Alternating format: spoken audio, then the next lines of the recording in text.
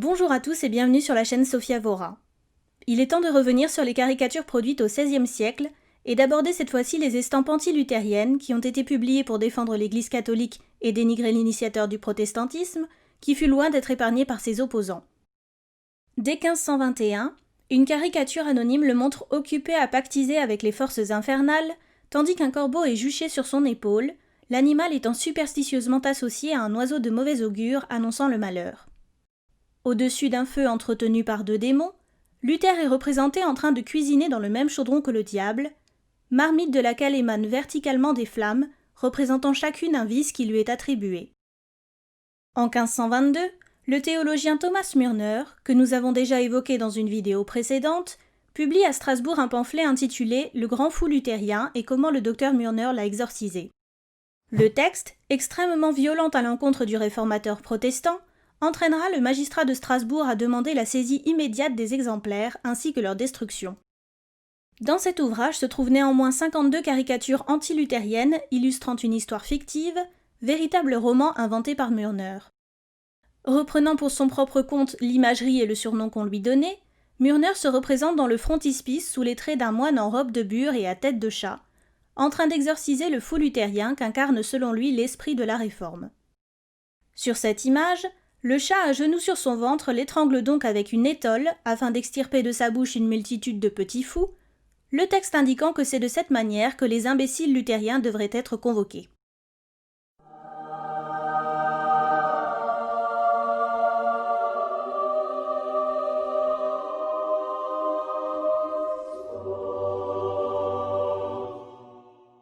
En effet, l'histoire imaginaire de Thomas Mürner débute lorsque le chat raconte qu'après avoir exorcisé de nombreux petits fous, il en a récemment rencontré un qui mesurait 30 pieds de haut.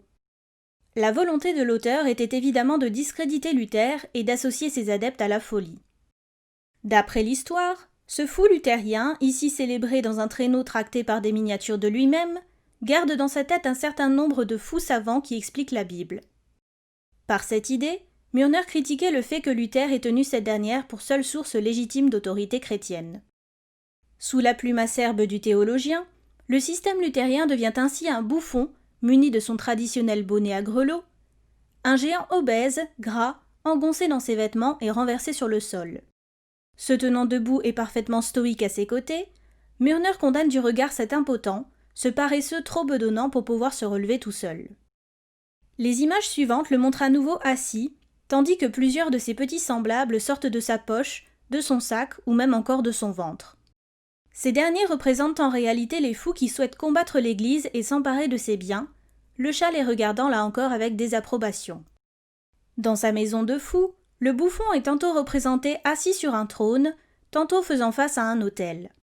Il ressasse alors sa doctrine, tout en feuilletant la Bible, car Thomas Mürner accusait ouvertement Luther de se laisser égarer dans ses interprétations.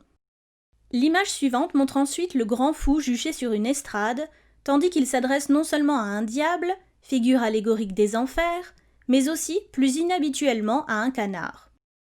La raison n'en est pas certaine, mais il pourrait s'agir d'une référence au fait que Luther, dans l'un de ses ouvrages, ait évoqué le fait que les Turcs, qui ne croyaient pas au Christ mais à Mahomet, les prenaient pour, je cite, « des oies qui n'ont ni intelligence ni raison ». What? Contrairement au faste qu'il déploie pour accueillir dignement ses deux invités prestigieux, lesquels ont droit à de petits coussins moelleux pour s'asseoir, le fou luthérien n'accorde aucune attention particulière aux chats et aux mendiants qu'il reçoit par la suite, faisant preuve d'impolitesse et de grossièreté envers eux. Ces images, en montrant le système luthérien pactisant avec le diable et les Turcs au détriment des catholiques, a bien évidemment pour but de desservir Luther. L'image suivante montre d'ailleurs ce dernier pour la première fois. Mürner l'associe alors à une figure satanique en le représentant au centre de l'image, prêt à marier le diable avec le fou luthérien. Ce dernier finit d'ailleurs, puisqu'il est l'incarnation de la pensée de Luther et de celle de ses partisans, par célébrer lui aussi les messes auprès de ses fidèles agenouillés devant lui. L'histoire de Mürner se poursuit par la volonté de Luther de monter à l'assaut de l'Église.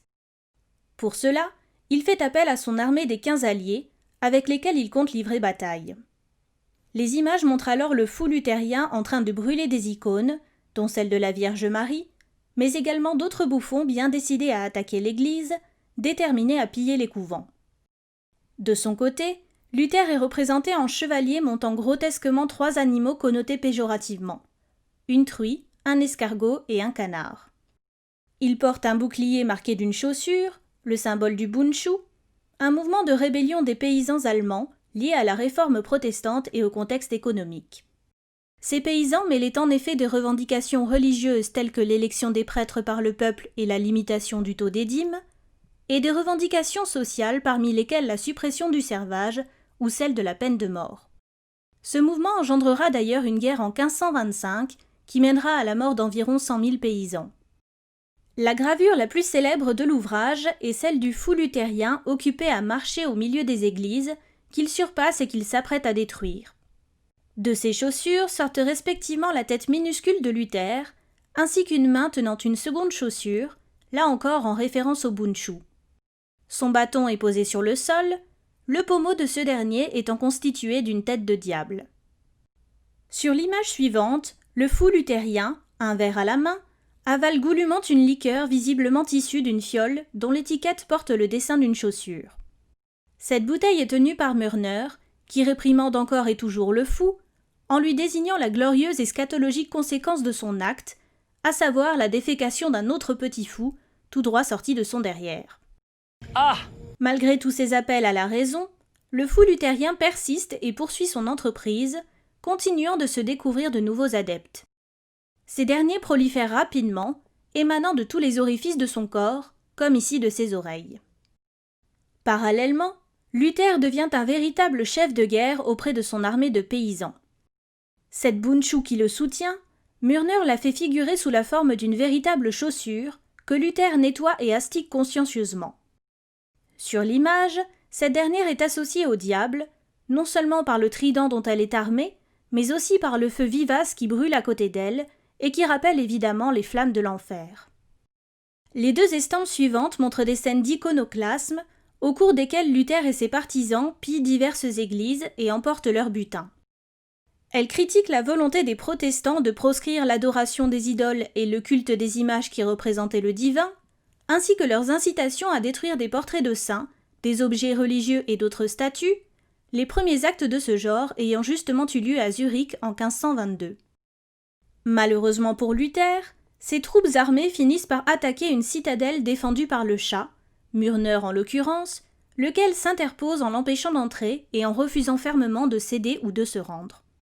Ne sachant que faire, Luther finit par lui proposer un marché, celui de prendre sa propre fille en mariage.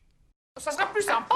Il s'agit évidemment d'une pique supplémentaire de Mörner contre Luther, qui prônait la suppression des vœux monastiques et le célibat des prêtres. Dans cette histoire grotesque, le chat feint donc d'accepter la jeune fille, à laquelle il fait la cour. Mörner s'attaquait ainsi au moine qui aurait potentiellement été tenté de prendre femme, se représentant lui-même dans cette situation ubuesque pour prouver à Luther, par cette attaque personnelle, l'incongruité de son raisonnement. Un grand banquet a donc lieu pour célébrer le mariage entre le chat et la fille de Luther, la cérémonie s'accompagnant également d'un bal mené par un orchestre, mais Mörner n'en a évidemment pas terminé avec son histoire. Au cours de leur nuit de noces, le chat décide en effet de battre sa nouvelle épouse avec un bâton, puis de la chasser purement et simplement, après que cette dernière lui ait avoué avoir la gale, une maladie contagieuse qui se manifeste par de fortes démangeaisons. De chagrin, Luther tombe alors malade et se trouve alité, mais il refuse néanmoins de se confesser et de se repentir de ses péchés, malgré les exhortations du chat qui se tient toujours à ses côtés. C'est ainsi que ce dernier, en compagnie de ses petits partisans, parvient à vaincre Luther, représenté tête à l'envers et pieds en l'air, comme tombé dans un piège tendu par les chats. À son tour, de même que son représentant, le grand fou luthérien, tombé malade, est contraint de rester dans son lit. Comme dans toute histoire caricaturale, la fin traditionnelle s'achève par son décès, tandis qu'il n'a droit qu'à un enterrement d'hérétique et que son corps est porté en terre par ses fidèles petits fous. La dernière estampe de l'ouvrage montre le chat et ses partisans s'emparer du bonnet à grelots du fou comme d'un butin de guerre. Le texte qui accompagne le dessin loue la victoire hypothétique de Mörner sur Luther, en précisant que l'image montre comment le grand fou a hérité d'une querelle et l'a obtenue. Mais il n'y a guère que Thomas Mörner à en vouloir à Luther. En 1529, Johannes Kohlhaas, un humaniste allemand et théologien catholique qui fut l'un des opposants les plus acharnés de Luther, publie un pamphlet anti-luthérien que l'on pourrait traduire par Les 7 têtes de Martin Luther. Fichtre, je suis extatique, t'as vu. La caricature qui constitue sa page de couverture est réalisée par le graveur allemand catholique Hans Broshammer et illustre le titre de l'ouvrage en reprenant la figure de la bête à 7 têtes que l'on trouve dans le chapitre 13 de l'Apocalypse de Jean. En l'appliquant au corps de Luther, Kohlhaas souhaitait montrer que ce dernier avait plusieurs visages et dénoncer l'inexactitude de ses enseignements contradictoires et le fait qu'il n'ait pas une vision chrétienne unifiée. De gauche à droite, Luther est donc représenté successivement en docteur, en moine, en ennemi de l'Église sous les traits d'un Turc portant un turban, en ecclésiastique, en Svermer, un mot souvent employé par Luther lui-même pour désigner un homme fanatique, lequel est ici entouré d'une nuée d'abeilles pour symboliser la division, en visiteur de l'Église portant la coiffe du pape, et enfin en Barabbas, un personnage de l'Évangile emprisonné pour avoir provoqué un meurtre. Pour l'anecdote biblique, c'est après l'arrestation de Jésus que Ponce Pilate, qui l'estime innocent, a l'idée de le libérer en vertu du privilège pascal, qui lui permet de relâcher un condamné à la fête de Pâques. Il demande alors à la foule de choisir entre la libération de Jésus et celle de Barabbas, mais ces dernières privilégient alors le brigand au détriment du roi des Juifs. En 1530, probablement en réponse à la caricature précédente, le parti protestant fera lui aussi figurer l'Église catholique sous la forme d'un monstre à 7 têtes, têtes parmi lesquelles on retrouve celles du pape, des cardinaux, des évêques et des moines. L'institution diabolisée est représentée occupée à garder l'autel du Seigneur, qui apparaît ici sous la forme d'un coffre au trésor, l'idée étant toujours de dénoncer le commerce des indulgences. Le symbole INRI, acronyme de l'expression latine qui signifie Jésus le Nazaréen, roi des Juifs, et qui est traditionnellement accroché à la croix du Christ, a même disparu pour laisser place à une lettre d'indulgence sur laquelle est inscrite la phrase « Pour de l'argent, un sac plein d'indulgence ». En 1535, un dessin anonyme recouvre la première page de l'ouvrage écrit par l'écrivain et théologien catholique Petrus Sylvius, lequel était lui aussi un adversaire acharné de Luther.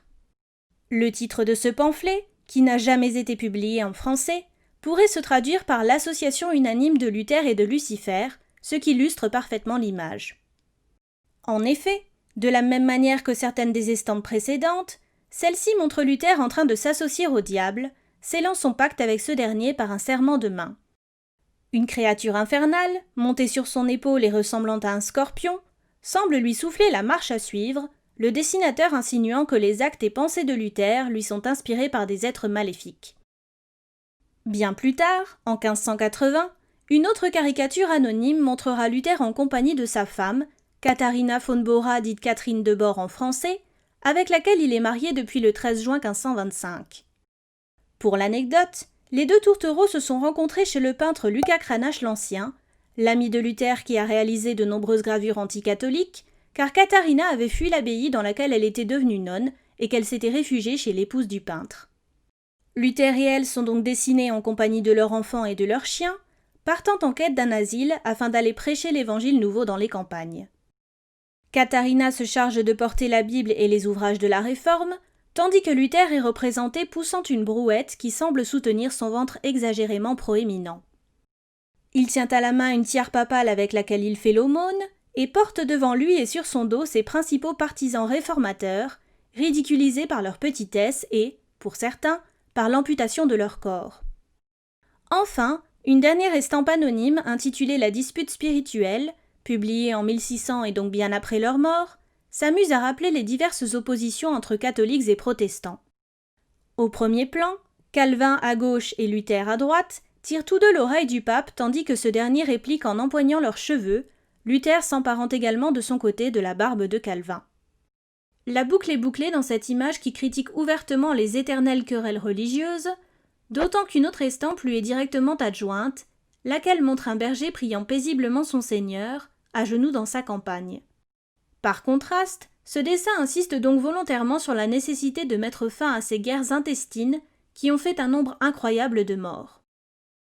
Voilà pour cette vidéo qui clôt le sujet des caricatures religieuses au XVIe siècle.